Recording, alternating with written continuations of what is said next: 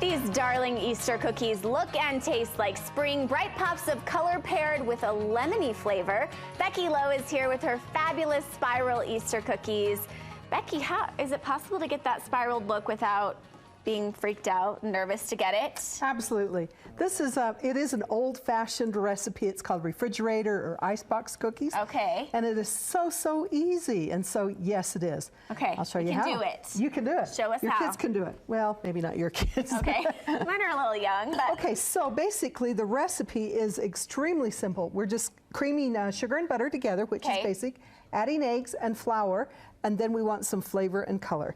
Okay, so I've already done that, and so I'm going to. Is this just like a regular sugar cookie recipe, or is it a little different? It's a little bit different because the only leavening in this is the egg. Oh, so normally with sugar cookies, we're going to put some baking powder or soda in it, and with this recipe, it's not. Okay. Okay, so for the spiral, we want two different colors, and I'm going to have you help me with this. Now for the flavor, I'll just mention a couple of things. I really like to, and you said the lemony. Yes. If you're putting in some lemon zest, you could just use vanilla, but I like the lemon zest and some lemon extract with it. Now, if you also want to do a little shortcut, Kool-Aid works great. And does that give you the color as well? It does. Okay, sometimes so you're killing two birds with one stone there if you use the Kool-Aid. Okay, so we just have the basic dough. I like to use, I'm going to put this one for you. And the only hard part about this is stirring that dough because it's a little bit stiff. Okay. So here you go. Good luck to me trying to get this blue. Oh, and you can see that, you know, just blending in and this, was this a gel color? Or? I like the gel colors. Yeah, it's a little bit more intense. You could use the water, but you know, if you're putting in the water-based one, you know, the little tube that you drip in, then it has a tendency to dilute it out. And this is going to take just a second to mix that in. So this truly is the hardest part. Okay.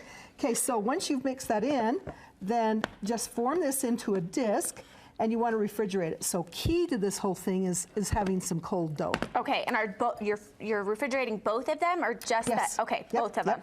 Okay, so we're going to just put that one forward. And I'm either not very good at this, or you're perfect. It does take a little bit of time. It does take a minute. Okay. And it's marbly, you know. So if you want to leave it as the marble, then we're good. Okay, we'll do that. So cover it with plastic wrap. Put it in the fridge. Once it's chilled, we want to roll it out. And I'm going to show you with this one, even though it is not chilled. So an idea. An easy way of doing it is using parchment paper. Okay. I need to take out stock in parchment paper, you know, especially the sheets. Because you're not using any flour. Normally you'd use flour to roll this out, but you're just using the parchment? Correct. And it's a little bit stiff, and so rolling it into approximately a 9 by 13 or 9 by 11 rectangle. And maybe bakers know this, but what is this little tool you have? Just a little individual rolling pin, so I actually like to use both of them. Okay. This gets it started. You know, I'm able to get those corners just a little bit better with this. And then once you have rolled it, I got to show you this next part. So we're going to slide that over. And let me get this one that has refrigerated. So like I said, you know, the refrigeration is key. So here's our two. So there you've just rolled it out really flat. Yep, there we go with the two. Okay, blue. And now at this point, we'll just take this parchment, peel it off. Oh, that's so slick that it just pulls right off. Okay, we'll put that down there, and then we'll peel it off the top part of our plain one. And then because it has a tendency to stick to it, look at that. And then take this one off. And they maybe won't be the exact same size. That's okay? Nope. Yep, perfect. Okay, now sometimes, you know, it is a little bit, and this is nice and cold dough. Okay, if it's a little bit warm, I just touch it for a minute and it warms up so that you can do it. If it's really round, then I'll take a butter knife and just try to trim those off. Okay, so next step is... Because you want it to be as square as possible. Correct. Okay. Correct. And then we're going to roll it. Now this one is just straight from the fridge, and again, you know, it's nice and firm, and starting it, you're rolling it up jelly roll fashion. Okay. Oh, yeah, perfect with that. Okay, rolling, rolling, rolling. And then, as I said, you know, key to this is cold, and so we'll just wrap that back up, stick it in the fridge, and let that chill one last time. Okay. And for how long? Until it's nice and, you know, if I take this one and cut it, this is actually pretty good. You want to keep the shape with it. And there's the spiral, and there's your spiral. And so we're only cutting it into 1/4 to 1/8 inch slices. placing it on your baking sheet. We bake it at, that's not a baking sheet, by the way. No, this isn't, but we're going to pretend that it is. We're going to lay these out. Yep. Yep. And then do you sprinkle a little sugar on the top? Yes. Yeah, you want some sparkle to it. And so I like this coarse sugar. Where do you find this?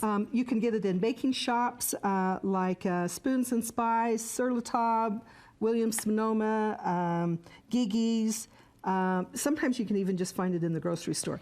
I like the bigger bulk bottles that you can get in the baker's cash and carry, places like that, rather than the little tiny bottles that you can get in the grocery store. Okay, and the key is mixing an assortment of colors. Yeah. And then you've done these super cute, what are these up here? Okay, same principle. What we did was just roll this out, or I rolled it out, and I made the log just a little bit bigger and then cut it in half as it was baking. Okay, so if I'm cutting these in half and bake them, now I can arrange them into a flower. And you're just coming up with lots of different shapes. Yeah. Becky, thank you so much. Such fun, springy ideas.